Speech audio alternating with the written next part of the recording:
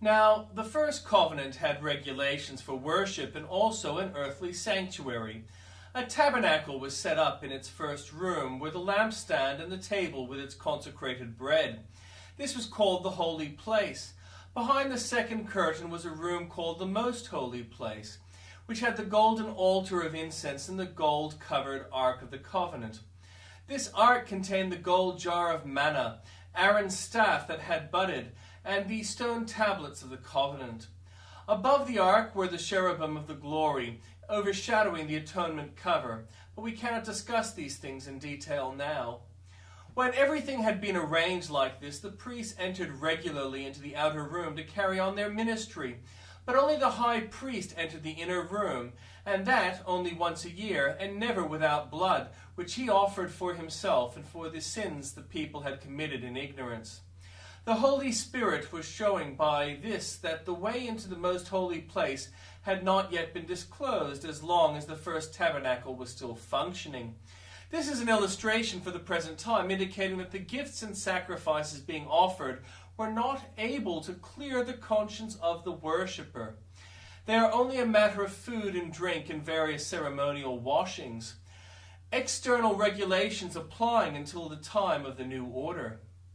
But when Christ came as high priest of the good things that are now already here, he went through the greater and more perfect tabernacle that is not made with human hands, that is to say, is not a part of this creation. He did not enter by means of the blood of goats and calves, but he entered the most holy place once for all by his own blood, thus obtaining eternal redemption.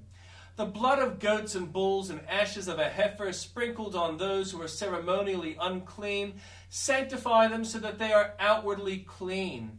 How much more then will the blood of Christ, who through the eternal Spirit offered himself unblemished to God, cleanse our conscience from acts that lead to death, so that we may serve the living God?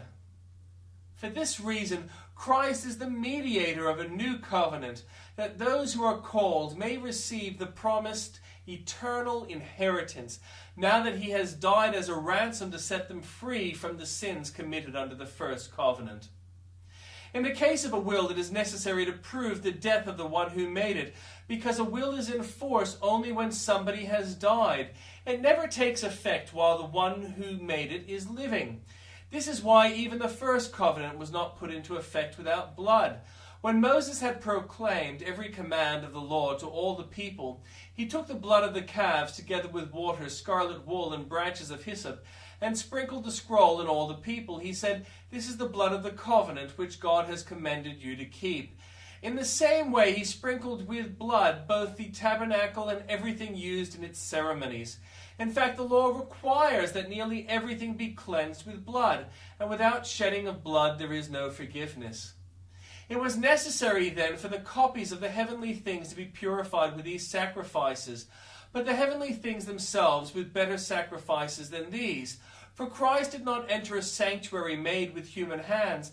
That was only a copy of the true one. He entered heaven itself, now to appear for us in God's presence. Nor did he enter heaven to offer himself again and again, the way the high priest enters the most holy place every year with blood that is not his own. Otherwise, Christ would have had to suffer many times since the creation of the world. But he has appeared once for all at the culmination of the ages to do away with sin by the sacrifice of himself. Just as people are destined to die once, and after that to face judgment, so Christ was sacrificed once to take away the sins of many, and he will appear a second time, not to bear sin, but to bring salvation to those who are waiting for him. And the Old Testament reading. This is what the Lord says. See, I will stir up the spirit of a destroyer against Babylon and the people of Leb-Kamai. I will send foreigners to Babylon to winnow her and to devastate her land. They will oppose her on every side. In the day of her disaster, let not the archer string his bow, nor let him put on his armor. Do not spare her young men. Completely destroy her army. They will fall down slain in Babylon, fatally wounded in her streets. For Israel and Judah have not been forsaken by their God, the Lord Almighty, though their land is full of guilt before the Holy One of Israel. Flee Flee from Babylon, run for your lives. Do not be destroyed because of her sins. It is time for the Lord's vengeance. He will repay her what she deserves. Babylon was a gold cup in the Lord's hand. She made the whole earth drunk. The nations drank her wine, therefore they have now gone mad. Babylon will suddenly fall and be broken. Wail over her. Get balm for her pain. Perhaps she can be healed. We would have healed Babylon, but she cannot be healed. Let us leave her and each go to our own land, for her judgment reaches to the skies. It rises as high as the heavens. The Lord has vindicated us. Come, let us tell in Zion what the Lord our God has done. Sharpen the arrows, take up the shields. The Lord has stirred up the kings of the Medes, because his purpose is to destroy Babylon. The Lord will take vengeance for his temple. Lift up a banner against the walls of Babylon. Reinforce the guards, station the watchmen, prepare an ambush. The Lord will carry out his purpose, his decree against the people of Babylon. You who live by many waters, and you are rich in treasures, your end has come. Let the time for you to be destroyed. The Lord Almighty has sworn by himself, I will surely fill you with troops as with a swarm of locusts, and they will shout in triumph over you. He made the earth by his power. He founded the world by his wisdom and stretched out the heavens by his understanding. When he thunders, the waters in the heavens roar. He makes clouds rise from the ends of the earth. He sends lightning with rain and brings out the wind from his storehouses. Everyone is senseless and without knowledge. Every goldsmith is shamed by his idols. The image he makes are fraud. They have no breath in them. They are worthless, the objects of mockery. When their judgment comes, they will perish. He who is the portion of Jacob is like these, for he is the maker of all things, including the people of his inheritance. The Lord Almighty is his name. You are my war club, my weapon for battle. With you I shatter nations. With you I destroy kingdoms. With you I shatter horse and rider. With you I shatter chariot and driver. With you I shatter man and woman. With you I shatter old man and youth. With you I shatter young man and young woman. With you I shatter shepherd and flock. With you I shatter farmer and oxen. With you I shatter governors and officials. Before your eyes I will repay Babylon and all who live in Babylonia for all the wrong they have done in Zion, declares the Lord. I am against you, you destroying mountain, you who destroy the whole earth, declares the Lord. I will stretch out my hand against you, roll you off the cliffs, and make you a burned-out mountain. No rock will be taken from you for a cornerstone, nor any stone for a foundation, for you will be desolate forever, declares the Lord. Lift up a banner in the land, blow the trumpet among the nations, prepare the nations for battle against her. Summon against her these kingdoms, Ararat, Minni, Ashkenaz. Appoint a commander against her, send up horses like a swarm of locusts, prepare the nations for battle against her. The kings of the Medes, their governors and all their officials and all the countries they rule. The land trembles and writhes, for the Lord's purposes against Babylon stand, to lay waste the land of Babylon so that no one will live there. Babylon's warriors have stopped fighting. They remain in their strongholds. Their strength is exhausted. They have become weaklings. Her dwellings are set on fire. The bars of her gates are broken. One courier follows another, and messengers follow messenger, to announce to the king of Babylon that his entire city is captured, the river crossing seized, the marshes set on fire, and the soldiers terrified. This is what the Lord Almighty, the God of Israel, says. Daughter of Babylon is like a threshing floor at the time it is trampled. The time to harvest her will soon come. Nebuchadnezzar, king of Babylon, has devoured us. He has thrown us into confusion. He has made us an empty jar. Like a serpent he has swallowed us and filled his stomach with our delicacies, and then has spewed us out. May the violence done to our flesh be on Babylon, say the inhabitants of Zion. May our blood be on those who live in Babylonia, say Jerusalem. Therefore, this is what the Lord says. See, I will defend your cause and avenge you. I will dry up her sea and make her springs dry. Babylon will be a heap of ruins, a haunt of jackals, an object of horror and scorn, a place where no one lives. Her people all roar like young lions. They growl like lion cubs, but while they are aroused, I will set out a feast for them and make them drunk, so that they shout with laughter. Then sleep forever and not awake, declares the Lord. I will bring them down like lambs to the slaughter, like rams and goats. How Shishak will be captured, the boast of the whole earth seized. How desolate Babylon will be among the nations. The sea will rise over Babylon. Its roaring waves will cover her. Her towns will be desolate, a dry and desert land, a land where no one lives, through which no one travels. I will punish Bel in Babylon and make him spew out what has swallowed. The nations will no longer stream to him, and the walls of Babylon will fall. Come out of her, my people. Run for your lives. Run for the fierce anger of the Lord. Do not lose heart or be afraid. When the rumors are heard in the land, one rumor comes this year, another the next. Rumors of violence in the land and of ruler against ruler. For the time will surely come when I will punish the idols of Babylon. Her whole land will be disgraced, and her slain will all lie fallen within her.